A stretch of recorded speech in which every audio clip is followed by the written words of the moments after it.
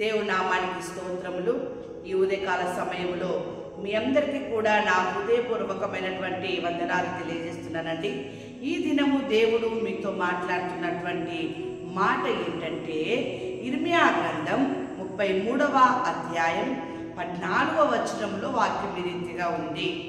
యెహోవా వాక్కు ఇదే, ఇశ్రాయేలు వంశస్థులను గూర్చియు యూదా వంశస్థులను గూర్చియు నేను చెప్పిన మంచి మాట నెరవేర్చు దినములు వచ్చుచున్నవి.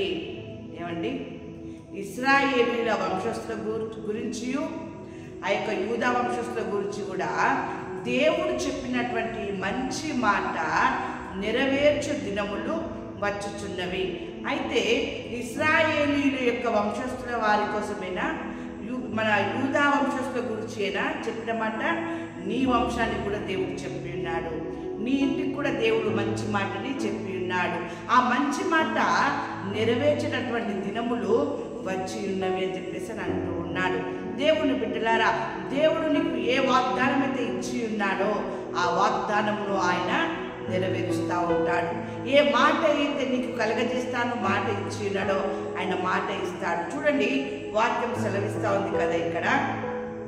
యెహెజ్కేలు గ్రంథము 36వ అధ్యాయము 36వ వచనంలో, యెహోవానైన నేను మాట ఇచ్చి ఉన్నాను, నేను దాన్ని నెరవేరుతును. దేవుని బిడ్డలారా, ఆయన మాట ఇచ్చి ఉన్నాడు, ఆయన ఆ మాటని నెరవేరుస్తాను అంటూ ఉన్నాడు. ఏంటి ఆ మాట? మంచి మాట, నీకు మేలు చేసే మాట, నీకు అభివృద్ధిని కలగజేసే మాట, నీకు స్వస్థతనిచ్చే మాట, నీకు విడుదలనిచ్చే మాట, నిన్ను దీవించేటటువంటి మాట, నిన్ను అనేక విధాలుగా ఉన్నతమైనటువంటి స్థితిలో ఉంచేటటువంటి మాట, నిన్ను హెచ్చింపజేసేటటువంటి మాట, ఆ మంచి మాట నెరవేర్చు దినములు వచ్చి ఉన్నాయంట. దేవుని బిడ్డలారా, మానవులముగా మనము మాట ఇచ్చి మనము మాటలకి తప్పిపోతూ ఉంటాం. కానీ దేవుడు మాత్రం మాట ఇచ్చి నెరవేరుస్తాను అంటున్నాడు. ఏమంటున్నాడు ఈరోజు నీతోనంటే, నేను నీతో చెప్పినది నెరవేర్చు వరకు నిన్ను విడవను అంటూ ఉన్నాడు.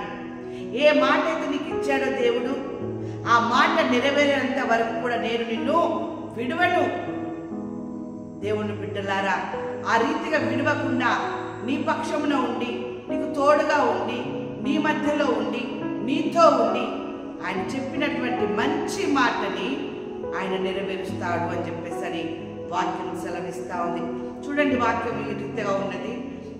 యెషయా గ్రంథము 43వ అధ్యాయము 18-19 వచనాలు చూసుకున్నట్లయితే, మునుపటి వాటిని జ్ఞాపకము చేసుకొనకుడి, గడిచినటువంటి సంవత్సరము నీ జీవితము ఎలా ఉందో అది నీవు జ్ఞాపకం చేసుకోకు, దాన్ని విడిచిపెట్టు, దాన్ని పట్టుకొని ఆలోచించకు. ముందు జరగబోయేది ఏంటిదో దాన్ని బట్టి ఆలోచించేయి. దేవుడు నీకు జరగబోయేది మాట చెప్తున్నాడు. ఏంటిది? నేను ఇచ్చినటువంటి మాటను నెరవేర్చినటువంటి మంచి దినములు వచ్చి ఉన్నవి అంటూ ఉన్నాడు. అందుకే వాక్యం ఈ రీతిగా ఉంది. యెషయా గ్రంథం 43వ అధ్యాయము 18-19 వచనాలు చూసినట్లయితే, మునుపటి వాటిని జ్ఞాపకం చేసుకున్నకుడి, ఇదిగో నేను ఒక నూతన క్రియ చేయుచున్నాను, ఇప్పుడే అది మొలుచును, మీరు దాన్ని ఆలోచింపరా. నీ జీవితంలో దేవుడు మంచిని మొలిపింపజేసి ఉన్నాడు. దాన్ని నువ్వు ఆలోచించు, దాన్ని నువ్వు అభివృద్ధి పరచుకో, దాన్ని నువ్వు విస్తరింపజేసుకో, దాన్ని నువ్వు ఫలభరితంగా చేసుకో. దేవుని బిడ్డలారా, ఎందుకంటే అది నీవు ఫలభరితం చేసుకునేంత వరకు కూడా ఆయన నిన్ను విడిచిపెట్టాడంట.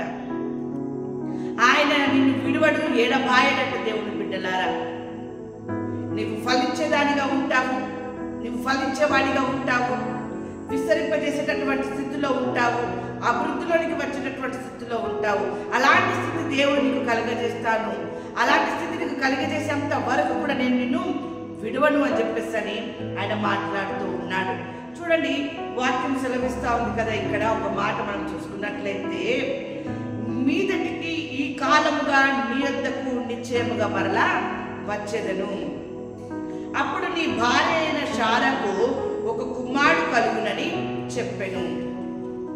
అబ్రహాముతో యెహోవా చెప్పినటువంటి మాట, మరొక ఏడాది లేక మరొక సంవత్సరము, మరొక మీదకి ఈ కాలము, మరలా ఈ కాలం వస్తుంది కదా, ఆ కాలంలో నేను నీ యొద్దకు వస్తాను, నిశ్చయముగా మరలా నేను నీ యొద్దకు వస్తాను, నీ భార్య అయిన శారాకు ఒక కుమారుడు కలుగును అని చెప్పేసి అని మాట్లాడుతూ ఉన్నాడు.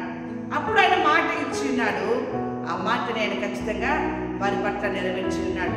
వారికి బలము లేదు, వారికి శక్తి లేదు, కానీ దేవునికి సమస్తము సాధ్యమే. దేవుని బిడ్డలారా, అందుకే నేను ఈ పూర్వపు స్థితి గురించి, గడిచిపోయిన సంవత్సరం గురించి నువ్వు ఆలోచించకు. నా బ్రతుకు ఇలా అయిపోయింది, నా జీవితం ఇలా అయిపోయింది, ఏంటి, నాకు ఏం బలం ఉంది, ఏ శక్తి ఉంది, నా బ్రతుకు ఇలా అయిపోయింది, నా జీవితంలో ఏం శుభకార్యాలు జరుగుతాయి, ఏ శుభవచనములు నా దగ్గర నెరవేర్తాయి అని నువ్వు వాటిని తోసివేయి. అవి ఆలోచించకు. ఆయన చెప్పిన మాట మంచి రోజులు నెరవేర్చేటటువంటి దినములు వచ్చి ఉన్నాయి.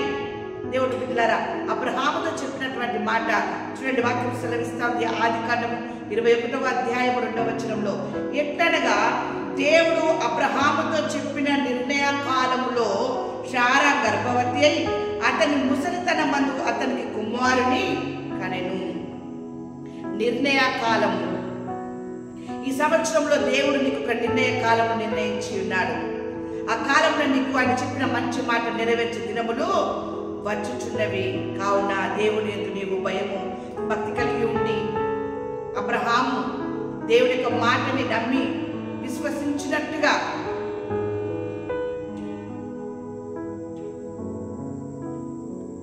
నీవు నీ కుటుంబం ఆలోచన నమ్మి విశ్వసించినట్లయితే ఆయన నిండారుగా మిమ్మల్ని దీవించి ఆశీర్వదించి నెరవేర్చును గాక. ఆమేన్.